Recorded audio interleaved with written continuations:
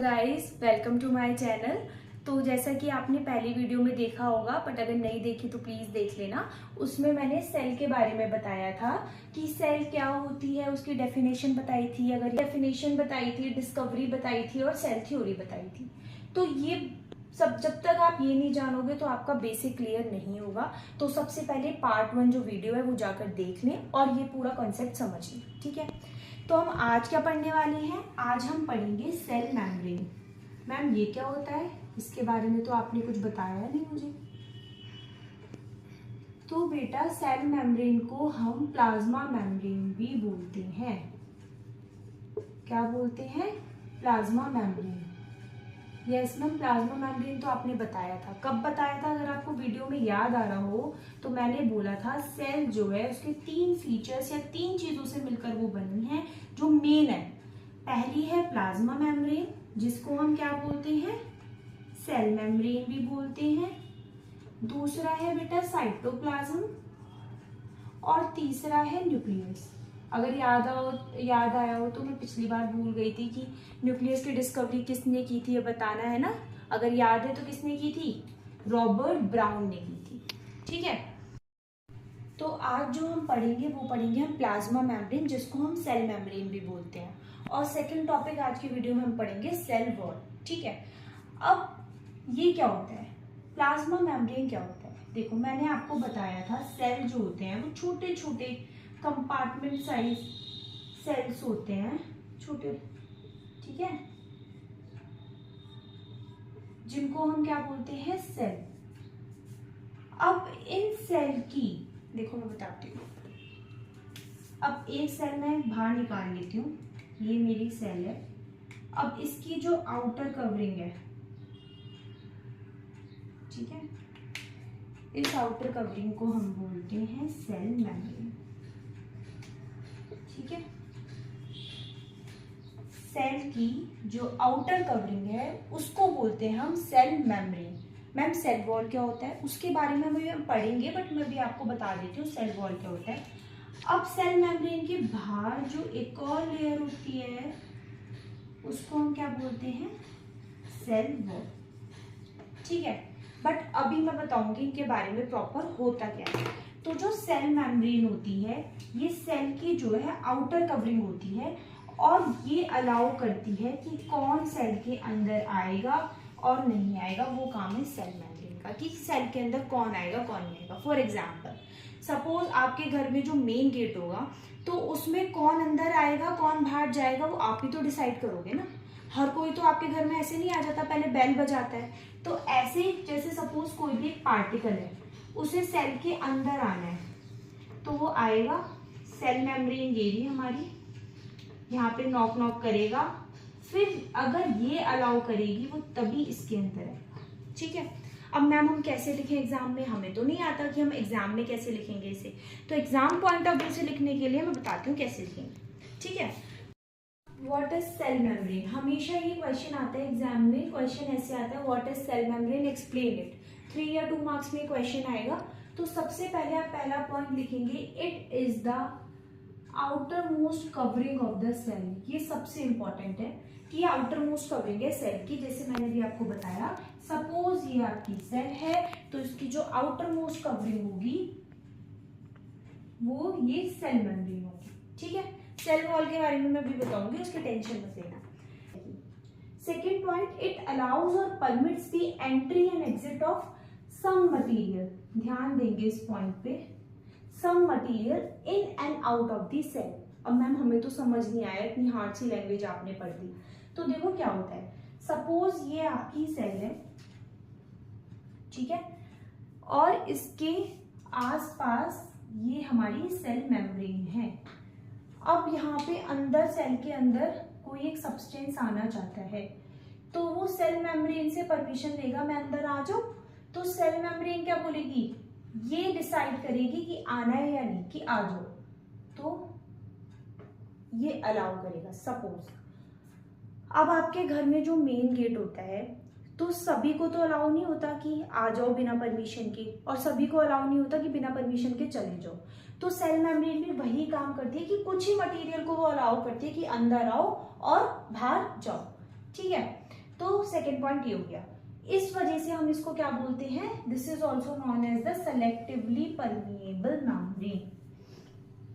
क्या बोलते हैं हम इसे, सेलेक्टिवली परमिएबल मेम्ब्रेन, यानी कि ये बहुत ही सेलेक्टेड सॉल्यूट्स या सेलेक्टेड सब्सटेंस को अंदर आने देती है और सेलेक्टेड सब्सटेंस को बाहर जाने देती है। तो this is known as selectively permeable, यानी कि जो अलाउ करती है, परमिट करती है मेम्ब्रेन।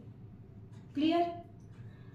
कुछ रटना नहीं है, समझना है, जो भी समझना है कमेंट कर देना, ठीक है।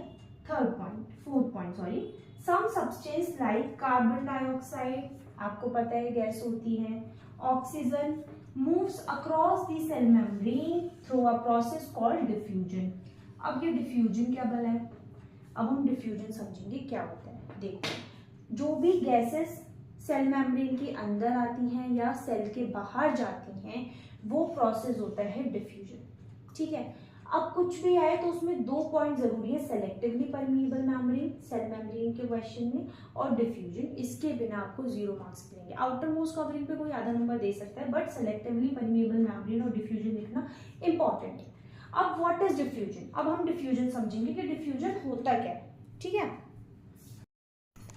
अब हम जानेंगे कि डिफ्यूजन होता क्या है, ठीक है। अब डिफ्यूजन की पे डेफिनेशन आ जाती है, जो 1 मार्क क्वेश्चन होते हैं तो पूछ लेते हैं व्हाट इज डिफ्यूजन, या फिर पूछ लेते हैं what is the example of diffusion, explain करो, ठीक है। तो डिफ्यूजन क्या होता है, it is a spontaneous movement of substance, ठीक है, from a region of high concentration to a region of low concentration. सिर्फ ये ध्यान रखना है कि from a region of high concentration to a region of low concentration. अभी भी समझ में तो नहीं आया, डेफिनेशन बता दी बट मैम हमें समझ में नहीं आएगा। देखो मैं बताती हूँ इसका एग्जाम्पल। सपोज ह्यूमन बॉडी है, ह्यूमन बॉडी के अंदर सेल होती है, ठीक है। अब जो सेल्स के अंदर मैं बोल रही हूँ CO2 की जो कॉन्सेंट्रेशन है, मतलब CO2 की जो अमाउंट है वो बहुत ज्यादा है, this is the sign of increase, बहुत ज्यादा है एज कंपेयर टू बॉडी में जो CO2 की कंसंट्रेशन है वो बहुत कम है, ठीक है।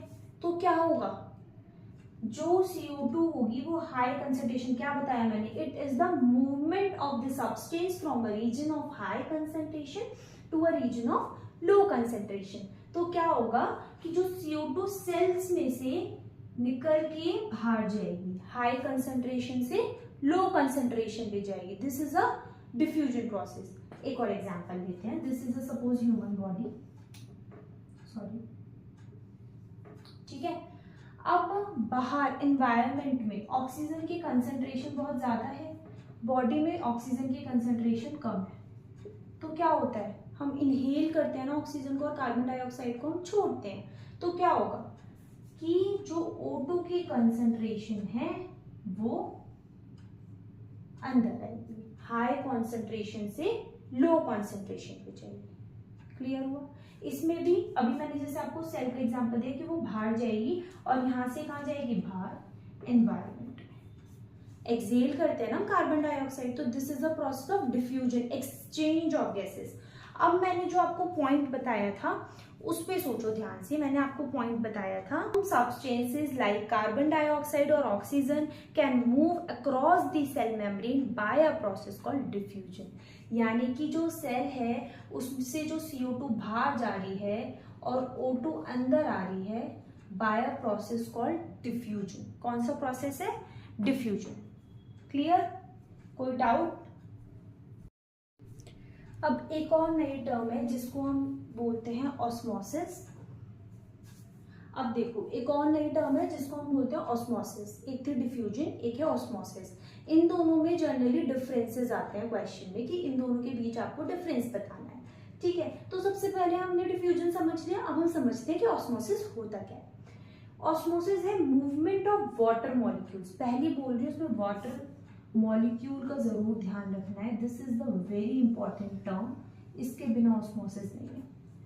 थ्रू सेलेक्टिवली परमिएबल मेम्ब्रेन, ये तो जरूर आएगा, ये वर्ड यूज जरूर करना है। अब सपोज एक एग्जांपल लेते हैं, यहाँ पे पानी इतना है एक बीकर में और इसमें पानी इतना है, ठीक है। अब मैंने यहाँ पे ना एक टैप लगी हुई है, मैंने ऑन किया तो आप देखो ये पानी जो है इक्वल हो जाएगा, क्योंकि हाई कॉन्सेंट्रेशन है, हाई से लो कॉन्सेंट्रेशन में पानी जाएगा तो ये पानी इक्वल हो जाएगा। प्रोसेस को बोलेंगे हम डिफ्यूजन, क्योंकि मैंने अभी अब हाई कॉन्सेंट्रेशन से पानी लो कॉन्सेंट्रेशन की तरफ जाएगा तो उसे हम कौन सा प्रोसेस बोलते हैं? डिफ्यूजन, ऑस्मोसिस नहीं। अब बोलोगे मैम इसमें तो वाटर आ रहा है, बट ऐसी कोई कंडीशन डिफ्यूजन में नहीं थी, कोई भी नहीं थी ना ऐसी कंडीशन, तो हम इसे डिफ्यूजन प्रोसेस बोलेंगे। तो मैम ऑस्मोसिस क्या बोलेंगे बताती हूँ। ये है आपका डिफ्यूजन। ऑस्मोसिस में आपको एक वर्ड याद रखना है, टुवर्ड्स हायर सॉल्यूट कॉन्सेंट्रेशन। देखो समझाती हूँ। सपोज एक बीकर है, ठीक है, यहाँ पे आपका 10 ग्राम सॉल्यूट है और यहाँ 2 ग्राम सॉल्यूट है, तो जो पानी का मूवमेंट होगा वो हाई और लो कॉन्सेंट्रेशन नहीं देखेगा, वो कहाँ मूव करेगा? Towards a higher solute concentration. Video को पॉज करके आप 2 मिनट सोचो, कहाँ है ज्यादा कॉन्सेंट्रेशन? 10 ग्राम की साइड, तो सारा मूवमेंट किस साइड होगा? इस साइड। तो this process is called osmosis. समझ में आया? फिर से मैं बताती हूँ। Diffusion, it is a process, it is the movement of the molecules towards a region of high concentration to a region of low concentration, whereas in the osmosis process movement of water molecules, पहला point। दूसरा point, towards the higher solute concentration, this is a very important point। समझ में आया? अब suppose आप अभी से osmosis बोल देते कि मैम हाई से लो जा रहा है, बट बेटा सॉल्यूट कॉन्सेंट्रेशन वो सपोज 10 ग्राम इधर है, चाहे पानी इधर इधर ज्यादा हो, लेकिन हमें यहाँ पे सॉल्यूट की कॉन्सेंट्रेशन देखनी है, पानी की कॉन्सेंट्रेशन नहीं देखनी। क्लियर? अब मैम इन दोनों में डिफरेंस क्या होता है? अब देखो जो एग्जाम में डिफरेंस आता है उसे हम कैसे लिखेंगे। अभी मैंने आपको बताया कि ऑस्मोसिस क्या होता है? Movement of the water molecules from a lower concentration of solute to a higher concentration of solute। देखो यहाँ पे क्या मूवमेंट ऑफ सॉल्वेंट। मैम आपने तो वाटर मॉलिक्यूल बोला था, बेटा आपको पता है सॉल्वेंट और सॉल्यूट में क्या डिफरेंस होता है? सपोज एक कंटेनर है, इसमें मैंने पानी डाला और ऊपर से मैं इसमें शुगर डाल रही हूँ, तो बेटा ये जो शुगर है ये सॉल्यूट का काम करेगी और ये जो पानी है ये सॉल्वेंट का काम करेगा। तो ज्यादातर पानी एज अ सॉल्वेंट ही काम करता है। तो movement of solvent from a lower concentration of solute to a higher concentration of solute, वही डिफ्यूजन में उल्टा हो जाता है कि movement of molecule from high concentration to low concentration. Osmosis it takes place across a semi permeable membrane. इसकी जरूरत होती है इसमें जरूरत, ठीक है। डिफ्यूजन में with or without, मतलब it can take place with the help of semi permeable membrane or without the help of semi permeable membrane, कोई need नहीं है। Osmosis it is limited only to liquid medium, सिर्फ liquid medium का ही movement होता है। इसमें तीनों medium होते हैं बेटा, सॉलिड, लिक्विड और गैस, ठीक है। 4th point, it require water for the movement of particle। इसे किसकी नीड होती है? पानी की नीड होती है मूवमेंट के लिए। It do not require any water for the movement, do not require water for the movement. तो ऑस्मोसिस और डिफ्यूजन का डिफरेंस बहुत ज़्यादा एग्जाम में आता है, या फिर अलग से भी डेफिनेशन में पूछ लेते हैं, तो आपको ध्यान से समझना है और ये लिख कर आना है, ठीक है।